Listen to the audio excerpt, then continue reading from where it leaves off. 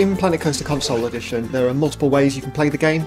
You can jump into career mode, where you have a fully voiced career progression system that allows you to play through different parks, but at the very start you'll be prompted to play the tutorial levels. The tutorial is brand new for Planet Coaster Console. It guides you through building, running and maintaining your own coaster park. We have a whole new host of fully voiced characters. Basically everything you need if you're completely new to the franchise and you would like a bit more guidance on how to get going. After you've completed the main tutorial, you can then move on to the coaster building tutorial.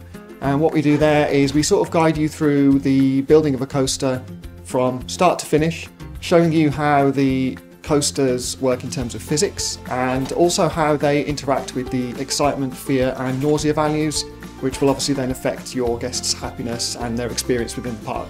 Career mode is where you take control over the management of a variety of new parks. You can challenge the player in a variety of different ways depending on how they find the park. So is it losing money? Was it a once great park that's been abandoned? And we support these different levels with a wide variety of objectives that players can complete as they go through career mode.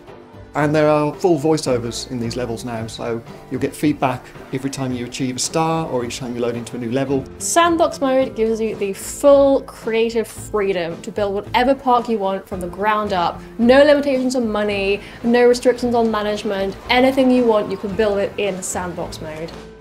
Challenge mode has a variety of settings that really change the simulation and change the way that you have to play the game. Whether it's starting with no research and having to unlock all the rides and shops as you go along, or it's having to deal with high levels of ride breakdown and other kind of challenges, it can make it a much more difficult experience. With challenge mode, we've added a variety of different difficulty settings, so the player can choose what level of challenge they want.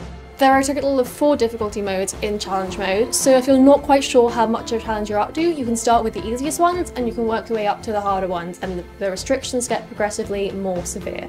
If the park is failing to be self-sufficient, if you're maybe struggling to manage your finances, you can take out a loan to help you improve guest happiness, try and get your finances back on track. Planet Coaster Console has been designed with couch gaming in mind, so we've redesigned the interfaces and the UI so it's bigger, clearer to read, easier to see from your sofa. We've also added a lot of new forward-facing blueprints, so if you would like to start building in sandbox mode quicker, place down some ready-made blueprints, you can do that.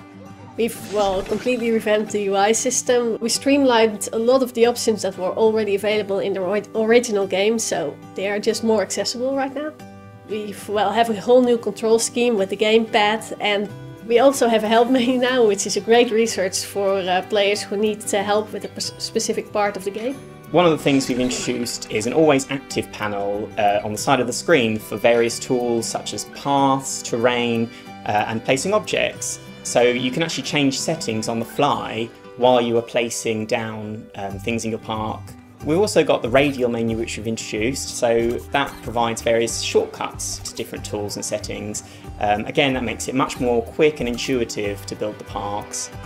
We've still kept the piece-by-piece depth from the PC version, so you can still build everything piece by piece, item by item, place each individual flower pot. If that's what you'd like to do, you have options. You can play it whichever way you would like. Another new feature that we've added is the grid building mode.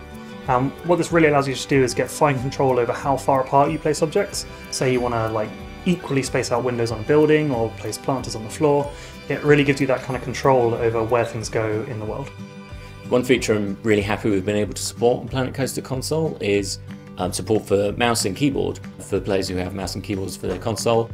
We have brought all the achievements and trophies to console. If you're an achievement hunter, if you're a perfectionist, if you'd like to get 100%, you can still do that on console. One of the things we're really excited to announce is that when you buy Planet Coaster Console on your current generation console, you will receive an upgrade for free to the next generation version.